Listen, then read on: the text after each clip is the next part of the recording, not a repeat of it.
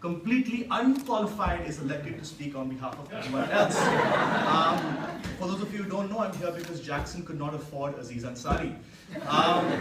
My opponent, everyone's here from India, so I'll be speaking in extra Indian today for you guys. Look, in the course of this afternoon, you're going to be serenaded with all the amazing achievements of these amazing guys right here. But I want to tell you what they're really like, without this thing in my face. Who are they really beyond the airbrushed profile pictures and the Yale-inflated GPAs? Who are they actually?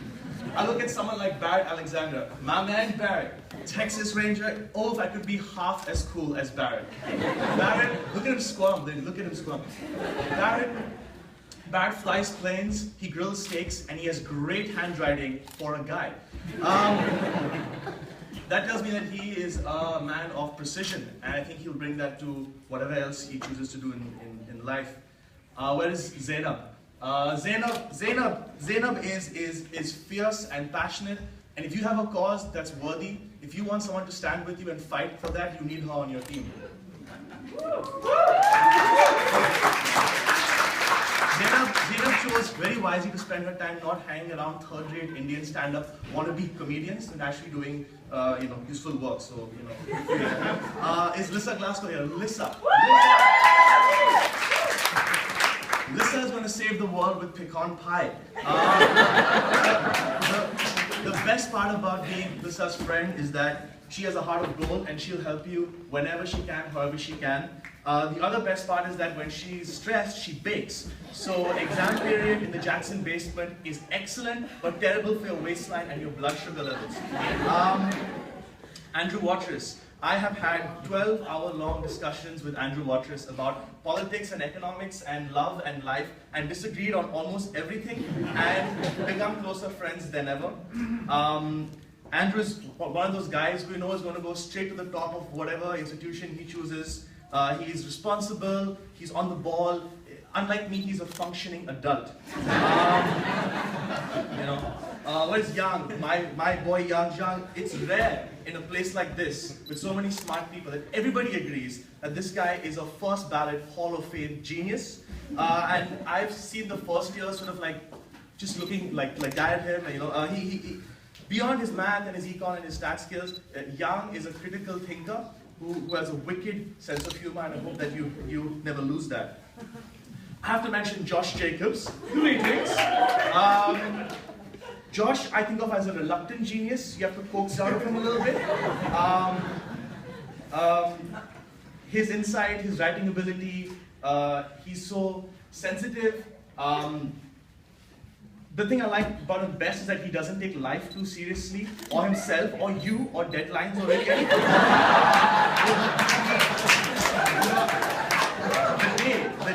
The day that Josh is visibly freaked out is going to be a sad day for this earth. So Josh, keep calm and yoga on. My SOM joint degree students, the MBAs here, you corporate sellouts, I'm just kidding. Shashank, Rebecca, Garrett. I'm in classes with them in SOM, and the kind of questions they ask, they betray an innate Jacksoninity, an innate empathy, compassion, and they remind you that not all MBAs go into investment banking, only the overwhelming majority. Where's Riva? Mishra ji. When Riva and I talk to each other in our terrible Hindi, Riva reminds me what it is to be an international Indian, and her commitment to fighting India's many social ills is very inspiring and admirable, as is her wardrobe. I know you shop at Fab India because I do too. So whatever. Where's Dev? Deadpan Dev Banerjee. Where is he? One of the funniest guys I've ever met in my life. His grasp of poetry and film and phantasmagoria, remember that? Yeah, history class. The one thing about history class is truly remarkable. As is his appearance at any social event. So I'm quite surprised he's here right now. What I respect about Dev is he's a man of his principles and he sticks to them, and he was a great roommate in trip to DC and to Israel, and sorry about all the snoring. Where's Maria? Yes. Maria is one of those people, you know, the second you meet her, she is going to be a very key person. She's going to be the head of some ministry, or, you know, she has an unmistakable elegance and poise. What you don't know is that she's an outstanding salsa dancer who's going to salsa dance her way out of every squeeze that Mexico ever finds itself in. I want to talk about Jay Locke, ladies and gentlemen. Jay, right there. I feel like I've known Jay for 2 years, and every day I learn something new about him. You know, from his early days as an Iowa farm boy rapper to the soccer playing poet that he is today. Jay always supports his friends in whatever they do. And he's always ready to try out new experiences. I want to talk about Alessandra. Where's Ale? Ale. See, Ale has been avoiding me all semester because she knows that she's going to get roasted here like everyone else, and I only roast the ones I love. Ale is strong and independent and a big Lord of the Rings fan. So let me do this metaphor and something you understand. Ale is the all-seeing eye of Sauron of Jackson gossip.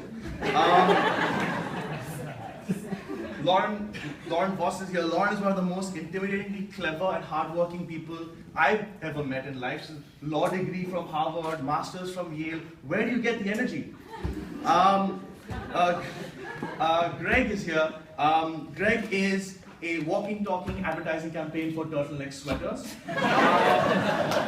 I respect Greg. I respect Greg for being a Russian student in an American institution of international relations at a time like this.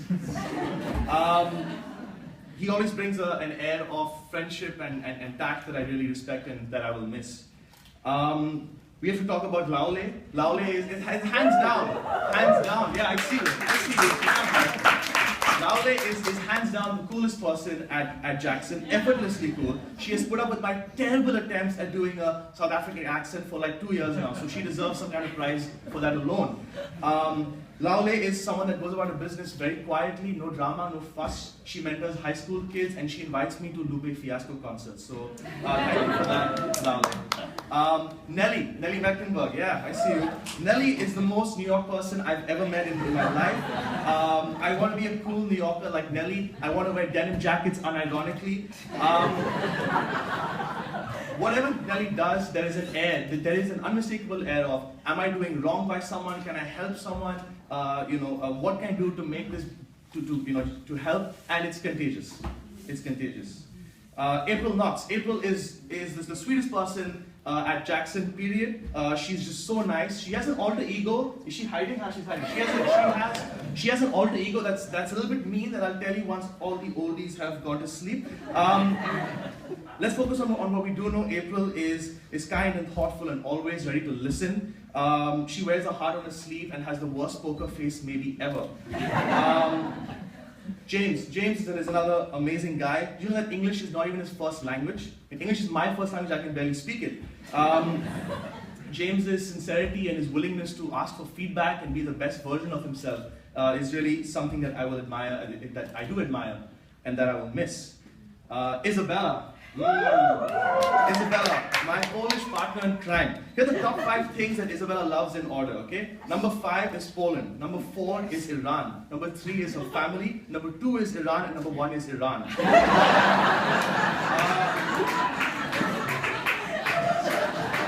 Isabella is someone who, if you need a shoulder to cry on, if she senses that things are going wrong, she's there for you. She'll drop everything for you. She's that kind of friend.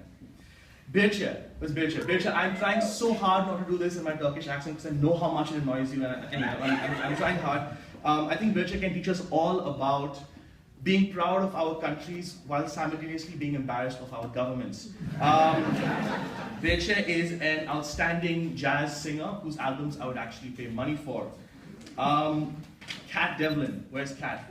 Kat, there are so many things I want to say about Kat Devlin that I cannot do in this forum. Suffice it to say, Kat is fierce. Kat is fierce. Kat does what she wants because she's Kat, and that's how it is. Sometimes you get a sliver of vulnerability, but then it quickly subsides and things go back to normal and all is well in the world again. Sarah Gerstein. Sarah. Where's Sarah? Yes, Sarah. Sarah Gerstein, my boss, my mentor, my mom, oh captain, my captain. If there is if there's one person you don't want to have angry with you, it's Sarah. God forbid you're on a team project with her and you haven't done the readings. No, Sarah is an organizer. She's a doer. I don't think I've met a more natural leader than Sarah. Robin Cherinsky. Robin used to hang out at FES, that's the forestry school. Then she realized that her true place was here at Jackson, helping international students understand which of those two bins you throw rubbish into. I still don't know. The green one, single stream recycling, double stream recycling, what is trash? I don't know, she's always there to help you. Robin is the most Midwest person, and she brings that innate kindness to every interaction. Emily, Le Forestier. Yeah. Emily is my housemate, so I can't say anything too bad, otherwise I'll never get the end of it. Even by French standards, Emily is incredibly French. We are both extroverts, but in very different ways. See, Emily's next availability is in like March 2018. Whereas to meet me, you have to just like text me saying, dude, do you want to watch Star Wars? You know the difference between Emily and I in our shelves in the fridge? Because Emily's shelf is like chia seed and avocado spritzers with tofu, quinoa, walnut cake, and you know things like that. And mine is like cold pizza that has to be warmed up from the last time it was warmed up. Last but not least, Captain America himself, Justin Carter. I want somebody to look at me the way Justin looks at America. Freedom, baby. Liberty. Bud Light line. While I admire Justin's courage on the battlefield, I admire his courage at Jackson even more when the courage it took to come out to all of us as openly Republican.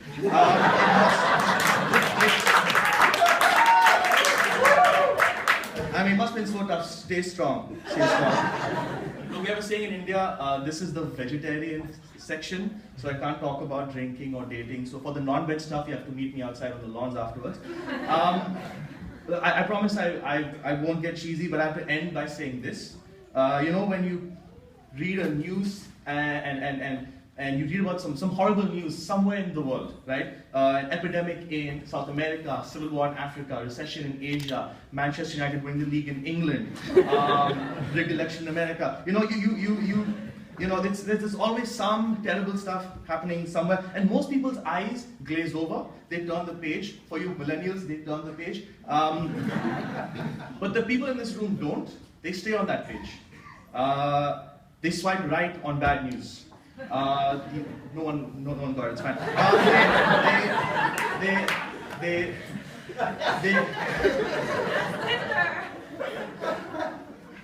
They see bad news and they move towards it with alarming alacrity. They read and they work and they get on a phone or on the plane and they go to those places and they try their best to fix it.